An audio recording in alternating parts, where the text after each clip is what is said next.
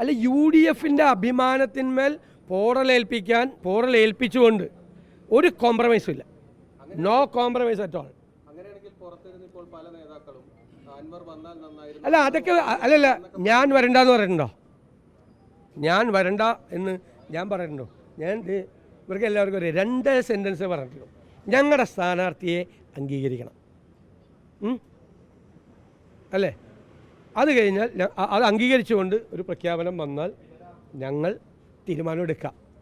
വരണ്ടെന്നാണോ അതിൻ്റെ അർത്ഥം? എന്താ വരണ്ടെന്നാണോ? വരണമെന്നില്ലേ അതിൻ്റെ അകത്ത്? വരണമെന്നില്ലേ അതിൻ്റെ അകത്ത്? വരണമെന്നാണ് അതിൻ്റെ ആ 2 സെൻറ്റൻസേ പറഞ്ഞിട്ടുള്ളൂ. ഞങ്ങളുടെ UDF നേതൃത്വത്തിൽ നിന്ന് ഒരാൾ പോലും പ്രകോപിപ്പിക്കുന്ന ഒരു വർത്തമാനം പോലും പറഞ്ഞിട്ടില്ല. എല്ലാവരും ഒരേപോലെയാണ്.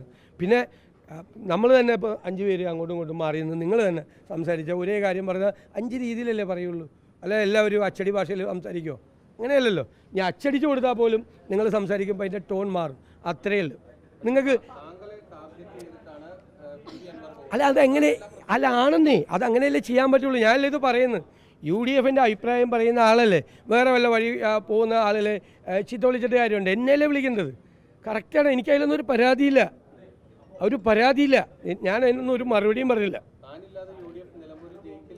അല്ല അത് അദ്ദേഹത്തിൻ്റെ അഭിപ്രായമല്ല, അദ്ദേഹത്തിന് അങ്ങനെ പറയാം. അതൊക്കെ ഓരോരുത്തർക്ക് അവരവരുടെ അഭിപ്രായങ്ങളും പൊളിറ്റിക്കൽ അനാലിസിസും ഒക്കെ നടത്താൻ വേണ്ടിയിട്ടുള്ള അവകാശമുണ്ട്. ഞാനൊരു ജനാധിപത്യവാദിയാണ്.